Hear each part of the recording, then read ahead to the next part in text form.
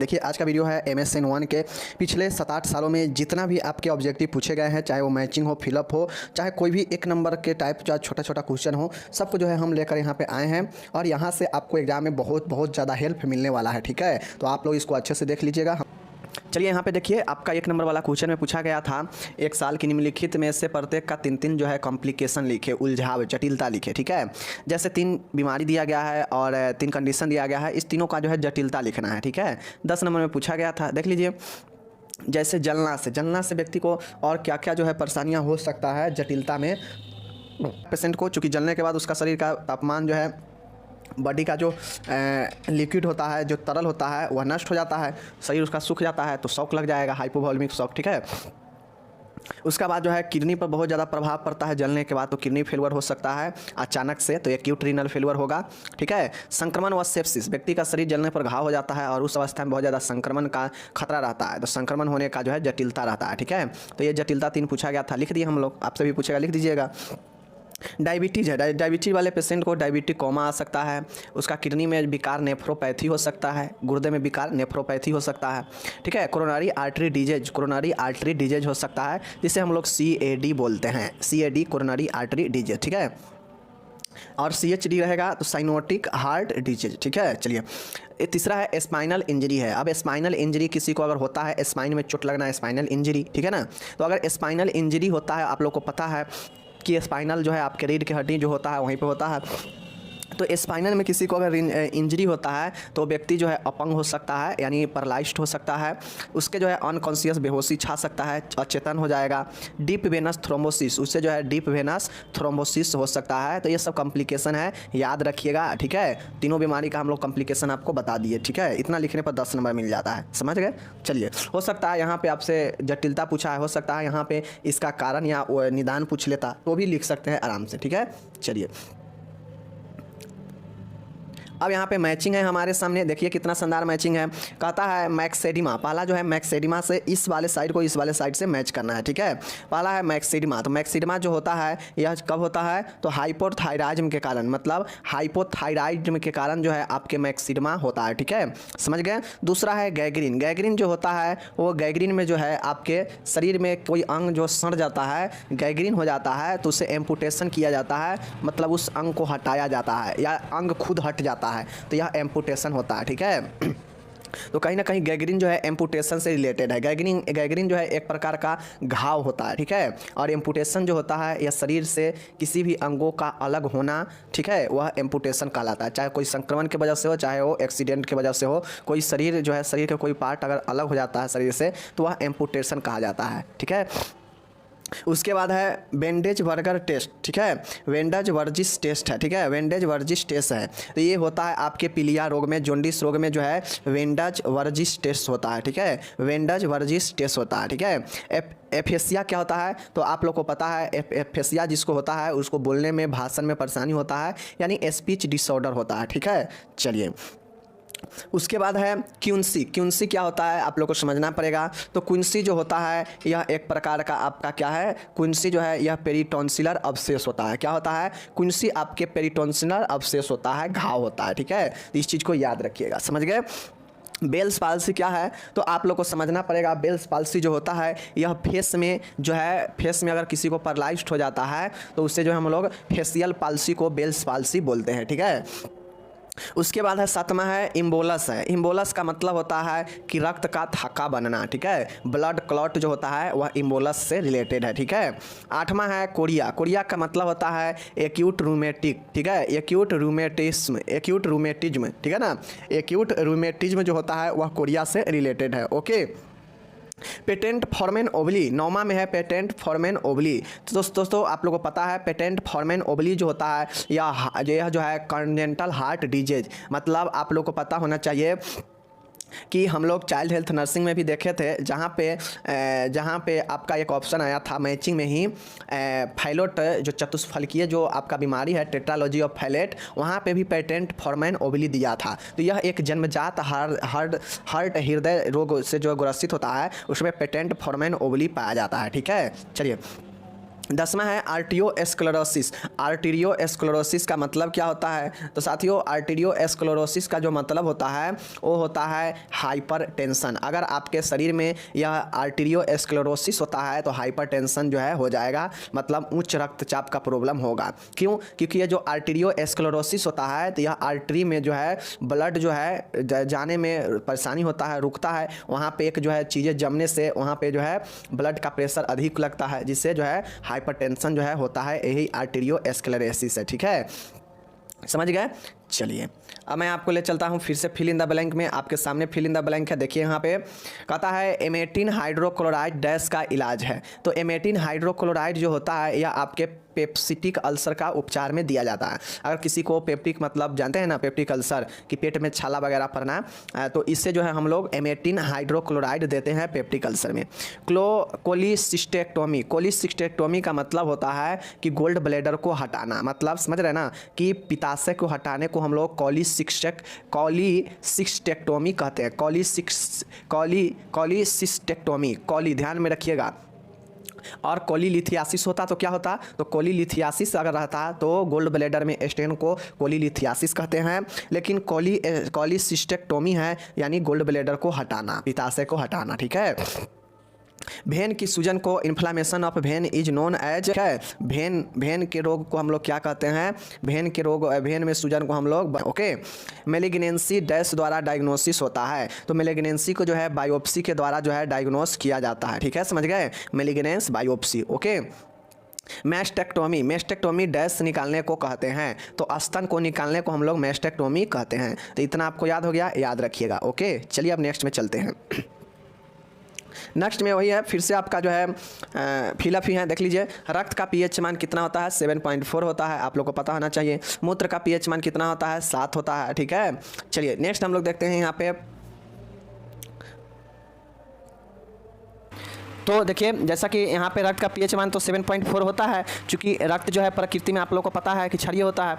लेकिन मूत्र जो होता है, मूत्र जो है आपका यहाँ पे 7 दिया है, बट 7 तक होता है। लेकिन देखिए मूत्र का जो यूरिन का पीएच मान होता है वह जो है आपको 4.8 से लेकर जो है 7.5 तक जो है माना जाता है। ठीक है, इतने तक जो है इसका नेचर होता है, बट इसका आदर्श जो वैल्यू होता है वह 5 के आसपास होता है। ठीक है, तो यूरिन का जो पीएच मान होता है 5 के आसपास, 5 होता है। ठीक है, अल्ट्रासोनोग्राफी का अर्थ है कि शरीर के आंतरिक अंगों का परीक्षण करना। अल्ट्रासोनोग्राफी यूएसजी का मतलब यही ना है, अल्ट्रासाउंड।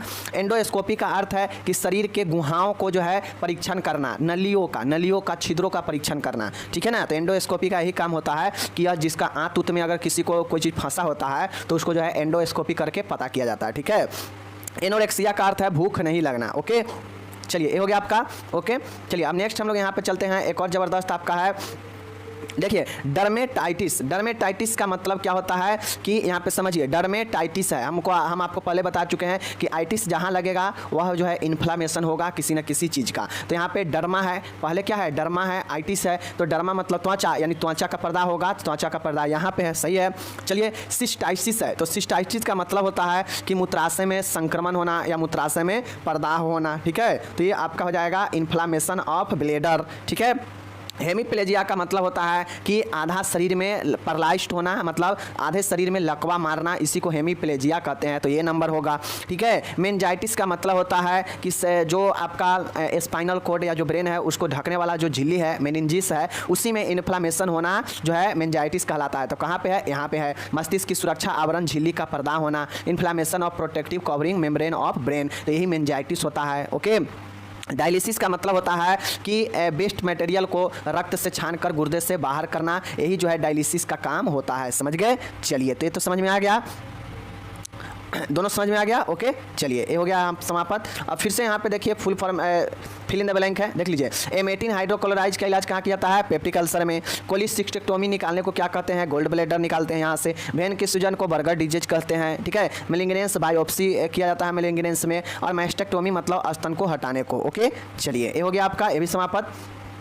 अब एक और बहुत शानदार यहाँ पे क्वेश्चन है, एक क्वेश्चन आपसे पूछ सकता है इस बार कि निम्नलिखित दवाइयों कौन सी बीमारियों में दी जाती है बताना है। इधर आपसे एग्जाम में पूछा गया था दवाई के नाम ए वाला और ए वाला बताना था कि किस बीमारी में काम आता है ये सारी दवाइयाँ। तो देखिए जो डेप्सॉन होता है, तो डेप्सॉन जो लेप्रोसी होता है कुष्ठ रोग, उसमें डेप्सॉन दिया जाता है लेप्रोसी में, ठीक है। तो याद रखिए डेप्सॉन लेप्रोसी के लिए। क्लोरोफेनिकॉल, क्लोरोफेनिकॉल क्या होता है, तो यह आँख के संक्रमण से बचाता है, ये होता है क्लोरामफेनिकॉल। क्लोरामफेनिकॉल आँख से संक्रमण के बचाव के लिए। क्लोरोक्विन मलेरिया में, ठीक है, क्लोरोक्विन मलेरिया में दिया जाता है, ठीक है। नेक्स्ट देखिएगा ये जो क्लोरोक्विन है यह जो है कोविड के समय बहुत जो लोग है इसको यूज कर रहा था, बहुत स्टॉक से ख़त्म था क्योंकि यहाँ पे प्रचलन ये चल गया था कि क्लोरोक्विन जो मलेरिया वाला दवा है यही काम करता है वहाँ भी, ठीक है। एमेटिन जो है उल्टी को प्रेरित करता है और एमेटिन हाइड्रोक्लोराइड रहता तो क्या होता, पेप्टिक अल्सर से बचाता, ठीक है ना। लेकिन एमेटिन सीधा है तो यहाँ पे यह उल्टी प्रेरित करता है, लेकिन यहीं पे अगर एंटी एमेटिक रहता तो वह जो है उल्टी को रोकने के काम करता, लेकिन यहाँ पे सीधा एमेटिन है तो यह उल्टी को बढ़ाता है, ठीक है। डिजॉक्सिन हार्ट फेलियर वाले पेशेंट को बहुत अच्छा काम करता है। हिपरिन रक्त के थक्का बनाने से रोकता है, ठीक है। बेंजाइल बेंजोनोइट जो होता है यह दाद खाद खुजली इसके बीच में काम आता है, बेंजाइल बेंजोइट, समझ गए। मेफेंटिन निम्न रक्तचाप में काम आता है कि जिसको अगर लो ब्लड प्रेशर होता है उसमें मेफेंटिन काम में आता है, ओके। लैसिक्स एडिमा में दिया जाता है, जिसके पैर वगैरह में सूजन होता है तो उसे लैसिक्स दिया जाता है, ओके। इंसुलिन जो है डायबिटीज में काम आता है, आप लोग को पता है। तो ये जो है समझा दिए, हो सकता है इस बार पूछेगा, बहुत अच्छा क्वेश्चन है, समझ गए। चलिए अब इसी में आपका एक ट्रू फॉल्स और है, देख लीजिए आप इसको।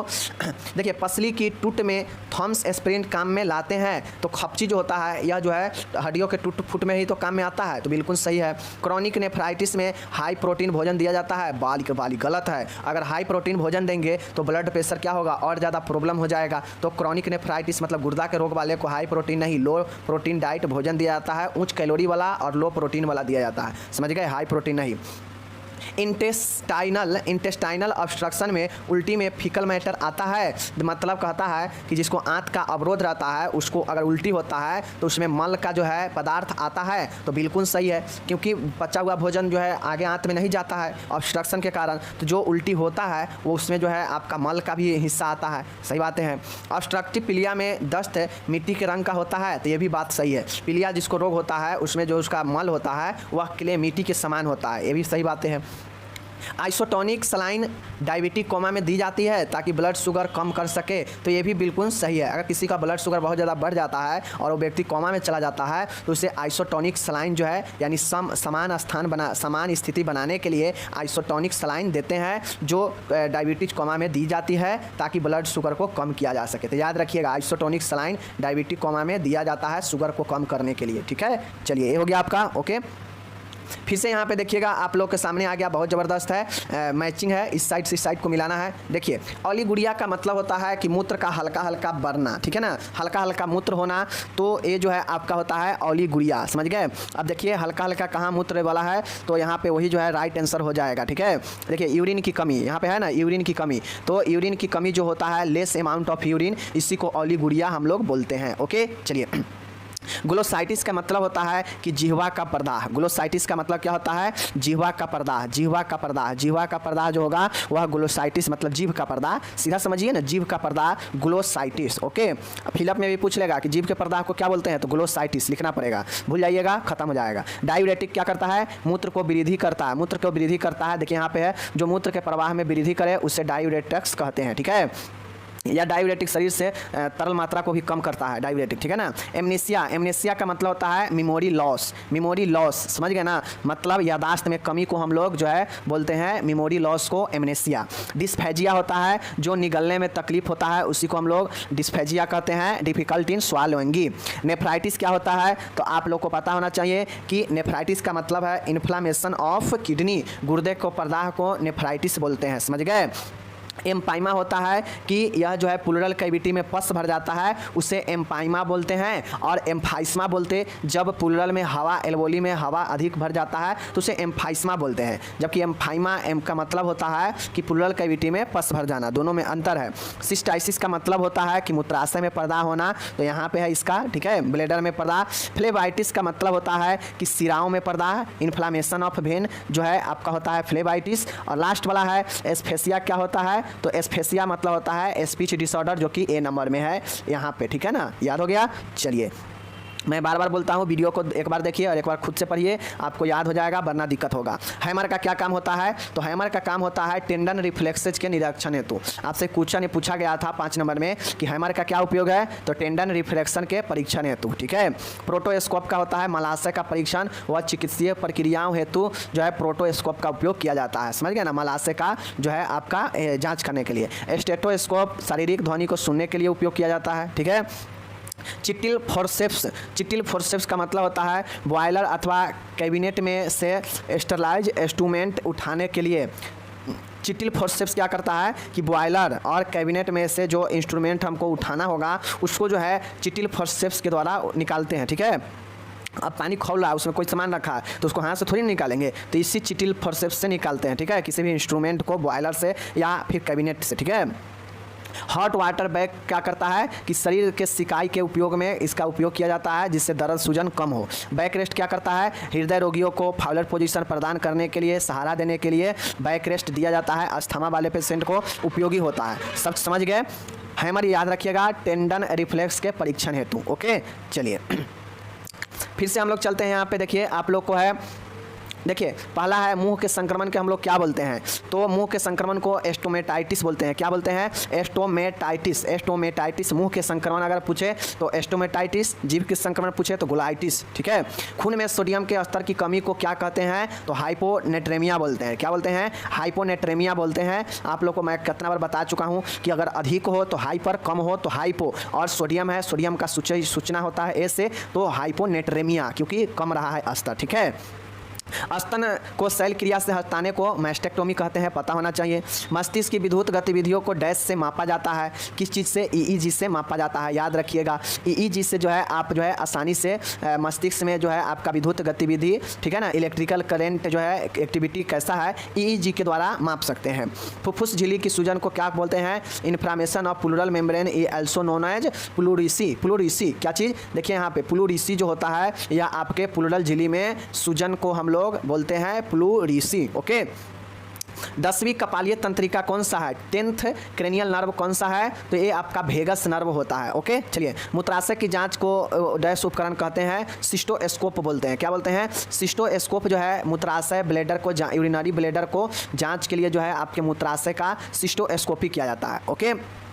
CSF का समान दबाव कितना होता है? तो देखिए CSF जो नॉर्मल प्रेशर होता है CSF का, वो 7 से 8 cm H2O होता है, ठीक है ना। 7 से 18 7 to 80 cm H2O, ये CSF का दबाव याद रखिएगा। नाक से रक्तस्राव को एपिस्टेक्सिस नक्सीर बोलते हैं। यूरिया में प्रोटीन की उपस्थिति को प्रोटीन यूरिया बोलते हैं। यूरिन में, या यूरिया में पूछे या यूरिन में प्रोटीन का होना प्रोटीन यूरिया कहलाता है, ओके। चलिए हो गया आपका। अब हम लोग सही गलत फिर से देखते हैं। नमी युक्त ऑक्सीजन श्वसन तंत्र के म्यूकस झिल्ली के शुष्क होने से रोकती है, तो जो है बिल्कुल सही बातें हैं। आपके शरीर में अगर कोई भी खराश होता है, शुष्क होता है, तो नमी युक्त अगर आप ऑक्सीजन लेते हैं तो यह आपको क्या करता है? सूखने से बचाता है, ठीक है। सेवलॉन का गुण जीवाणुओं को मारता है, बिल्कुल सही बात है, क्योंकि सेवलॉन एक केमिकल स्टरलाइजेशन है, ठीक है ना, केमिकल डिसइंफेक्शन है। हाइपोक्सिया का अर्थ धमनियों में CO2 का कम होना, गलत बातें हैं। हाइपोक्सिया का मतलब होता है कि ऊतकों में ऑक्सीजन का कम होना, ठीक है ना। यह जो है कार्बन डाइऑक्साइड का कमी नहीं होता, ऑक्सीजन का कमी होता है, ठीक है, इसलिए गलत हो जाएगा। हाइपोऑक्सिया, हाइपो मतलब कम और ऑक्सिया मतलब ऑक्सीजन, ऑक्सीजन का कमना, ठीक है, तो यह जो है यहाँ पे CO2 दिया है इसलिए गलत हो जाएगा, ओके। और हाइपोक्सीमिया रहता तो रक्त में ऑक्सीजन का कमी हाइपोक्सीमिया कहलाता है, ठीक है। नासिका परीक्षण के लिए ऑटोस्कोप का उपयोग जो है किया जाता है। क्या ऑटोस्कोप का उपयोग जो है नासिका मतलब नोज के परीक्षण में किया जाता है? तो नहीं, गलत बातें हैं, ठीक है। 10 मिनट तक किसी चीज़ को पानी में उबालने से सभी जीवाणु नहीं मर जाते हैं, तो दोस्तों एक गलत बात है। 10 मिनट आप किसी भी चीज़ को उबालिए तो उसमें का कंप्लीट जो है वह डिसइंफेक्ट हो जाएगा। यहाँ पे कहता है कि नहीं मरता, ऐसा नहीं है, मर जाता है, ठीक है ना। तो ये हो गया आपका समापत। चलिए यहाँ पे एक और देख लीजिए, कहता है डायलिसिस का क्या अर्थ होता है? तो डायलिसिस किडनी खराब रहने पर किया जाता है, ठीक है।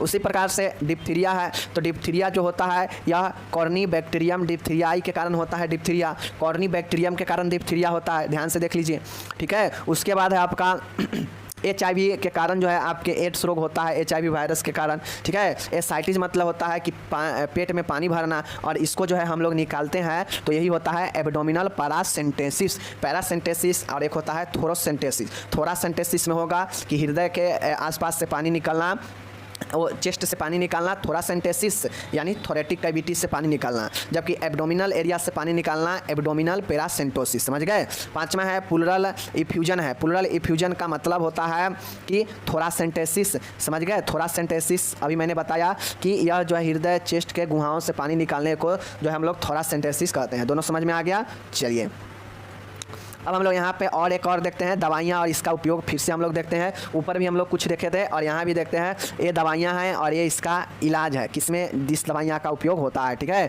देख लीजिए पेरीनॉर्म कहाँ पे काम आता है, तो अगर किसी को उल्टी और अपच होता है तो उससे जो है पेरीनॉर्म दिया जाता है, ठीक है। स्ट्रेप्टोमाइसिन एक एंटीबायोटिक दवाई है जो कि ट्यूबरक्लोसिस में दिया जाता है। ट्यूबरक्लोसिस में रिफाम्सिन भी दिया जाता है, ट्यूबरक्लोसिस में आइसोनिजाइड भी दिया जाता है, ट्यूबरक्लोसिस में स्ट्रेप्टोमाइसिन भी दिया जाता है, ठीक है।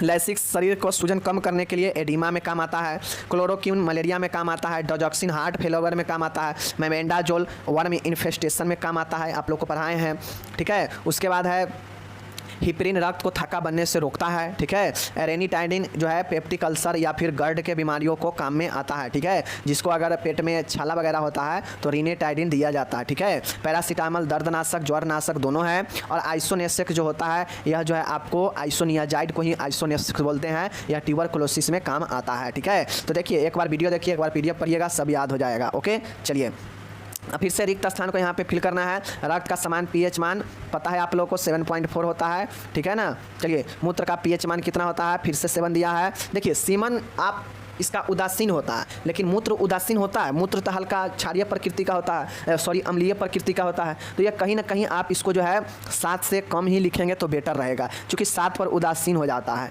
ठीक है ना। चलिए तो इसका जो है आपका 5 के आसपास सही रहता है यूरिन का pH मान, ठीक है।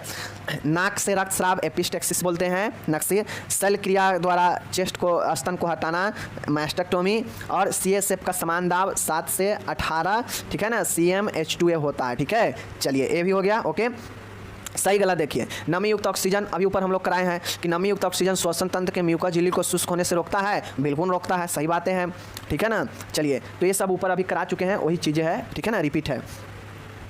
अब यहाँ पे फिर से जो है आपके क्या है मैचिंग है। एफेसिया क्या होता है, स्पीच डिसऑर्डर होता है, आप लोग को पता है एफेसिया स्पीच डिसऑर्डर होता है। बेल्स पाल्सी कहीं ना कहीं फेशियल पाल्सी से रिलेटेड होगा, मतलब फेस में जो पैरालिसिस मारता है चेहरा में वह बेल्स पाल्सी ही होता है, ठीक है। एम्बोलिज्म का मतलब होता है कि रक्त का थक्का बनना, ठीक है ना, ब्लड क्लॉट, यही आपका एम्बोलिज्म होता है, ठीक है। उसके बाद गैग्रीन मतलब एम्पुटेशन होगा, गैग्रीन एम्पुटेशन से रिलेटेड होगा, सबके सब रिपीटेड है। नेफ्राइटिस जो होता है यह गुर्दा रोग का प्रॉब्लम होता है, ठीक है ना। और देखिए किडनी से रिलेटेड आपका नेफ्राइटिस जो है किडनी से ही रिलेटेड हो जाएगा, ठीक है। उसके बाद आपका नेफ्राइटिस, ठीक है, नेफ्राइटिस आप लोग यहाँ पे देख लिए। चलिए नेफ्राइटिस हो गया। अब आपका है डिजिलाइटिस। डिजिलाइटिस क्या होता है आप लोग को यहाँ पे देखना चाहिए, डिजिलाइटिस क्या होता है। तो दोस्तों जो डिजिलाइटिस होता है हार्ट टॉनिक होता है। क्या होता है, डिजिलाइटिस जो होता है यह आपके हार्ट टॉनिक होता है, ठीक है, हार्ट टॉनिक होता है, ठीक है। देखिए एक चीज़ यहाँ पे आप लोग समझ लीजिए, मैचिंग वाला में आपको समान चीज़ें से मैचिंग करना होता है, ठीक है ना। तो आपका जो डिजिलाइटिस होता है यह एक हार्ट टॉनिक होता है। और ये जो नेफ्राइटिस होता है ना, चूँकि नेफ्राइटिस किडनी में समस्या को बोलते हैं, इन्फ्लामेशन को, तो जब किडनी में समस्या होगा तो आपका पेशाब कम होगा, ठीक है ना, तो ये हो जाएगा इससे सही। और ये जो आपका हीमोफीलिया है, हीमोफीलिया एक अनुवांशिक रोग होता है। तो यहाँ पे देखिए हेरिडेटरी ब्लड डिजीज है, यानी अनुवांशिक ब्लड रोग, रक्त रोग, ठीक है ना। कोरिया क्या होता है तो आप लोग को पता होना चाहिए, कोरिया एक्यूट रूमेटिज्म होता है, ठीक है। प्लूरल इफ्यूजन जो होता है यह होता है प्लूरल इफ्यूजन। प्लूरल इफ्यूजन जो आपका होता है यह यहाँ पे देखिए एब्डोमिनल पैरासेंटोसिस दिया है, तो ये गलत हो जाएगा, यहाँ पे थोरासेंटेसिस होता है, ठीक है ना। यहाँ पे थोरासेंटेसिस होगा क्योंकि प्लूरल इफ्यूजन जो है आपके थोरासेंटेसिस से ही रिलेटेड है। थोरासेंटेसिस के द्वारा ही जो है आपके थोरेटिक कैविटी से द्रव को निकाला जाता है। और डायलिसिस आपके किडनी से रिलेटेड है, समझ गए। चलिए ये हो गया। फिर से यहाँ पे खाली स्थान है, इसको आप लोग पढ़ लीजिए। खाली स्थान आपके सामने में है। स्तन को हटाना मास्टेक्टोमी। टिश्यू में यहाँ पे आप सभी को मैं बताना चाहता हूँ कि जो स्तन को शल्य क्रिया सर्जरी के द्वारा अगर स्तन को आंशिक या पूर्ण रूप से हटाया जाता है तो उसे मास्टेक्टोमी कहते हैं, ठीक है। टिश्यू में पानी भर जाना यानी शरीर में पानी भर जाना अगर जो होता है उसे हम लोग जो है एडिमा बोलते हैं। पानी भरता है मतलब सूजन होता है। शरीर के आधे भाग में अगर किसी को लकवा मारता है, पैरालिसिस मारता है तो उसे हेमीप्लाजिया कहते हैं, ठीक है।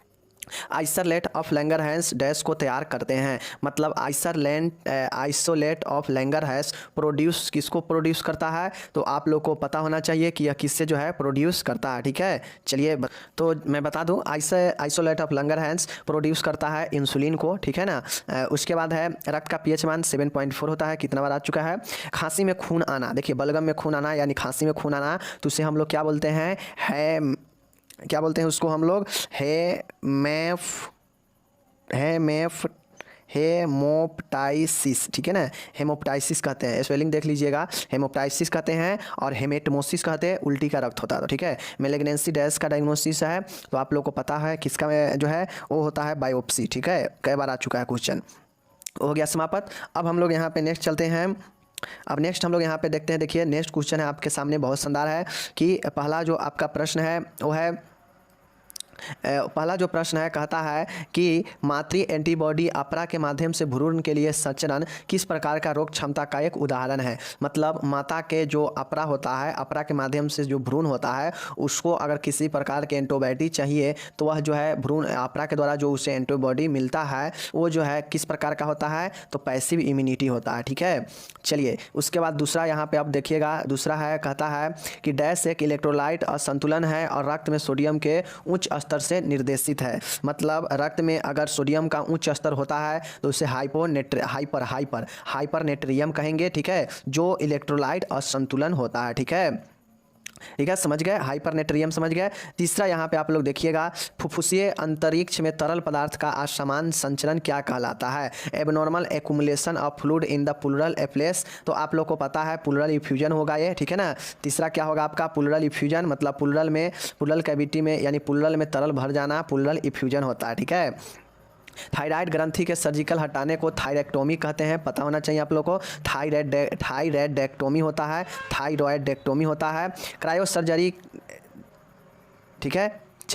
देखिए क्रायो सर्जरी में जो है किसका इस्तेमाल फ्रीज और कोशिका को मारने के लिए किया था, आप लोगों को पता होना चाहिए। क्रायो सर्जरी क्या होता है, तो क्रायो सर्जरी में जिस भाग में सर्जरी करना होता है वहाँ पे जो है फ्रीजिंग किया जाता है, एकदम इतना ना ज़्यादा जो है टेम्परेचर को फ्रीज किया जाता है कि वहाँ का जो चीज़ें होता है वह नष्ट हो जाता है, वहाँ का कोशिका, ठीक है। तो क्रायो सर्जरी वही होता है जिसमें तरल नाइट्रोजन, लिक्विड नाइट्रोजन का उपयोग किया जाता है फ्रीज के लिए, ठीक है ना।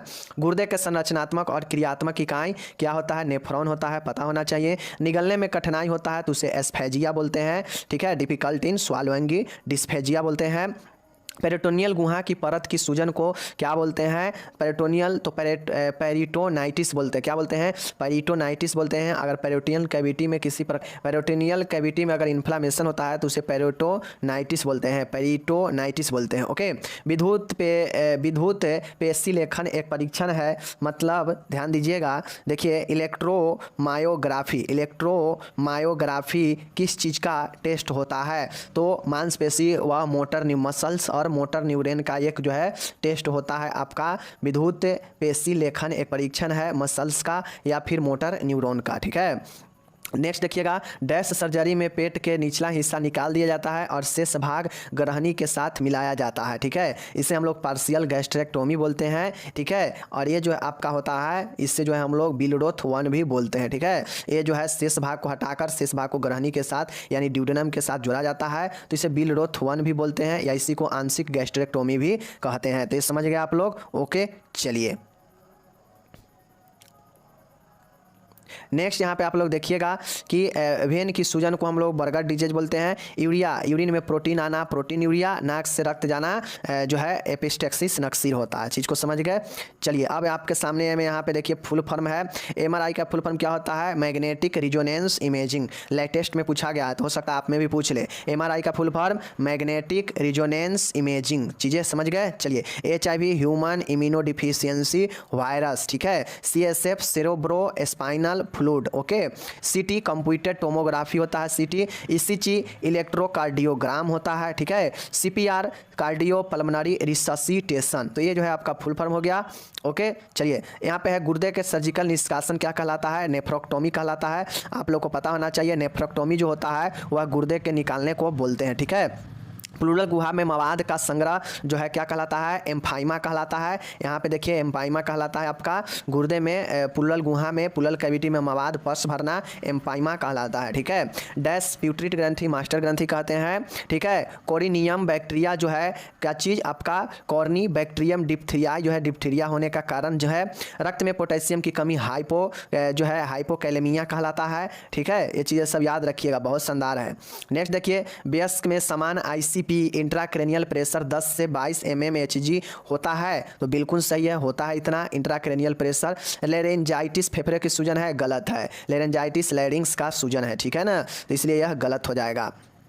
नेत्र संबंधी तंत्रिका क्रेनियल नर्व की दूसरी तंत्रिका है, तो देखिए सही है, ऑप्टिक नर्व यानी नेत्र संबंधी जो तंत्रिका है वह क्रेनियल नर्व का दूसरी नर्व है, ये बातें सही है। एलर्जी अस्थमा का महत्वपूर्ण कारक है, तो यह भी सही है, आपका धूल कण से एलर्जी होता है और उससे भी जो है दम फूलने लगता है, ठीक है, तो ये भी सही है।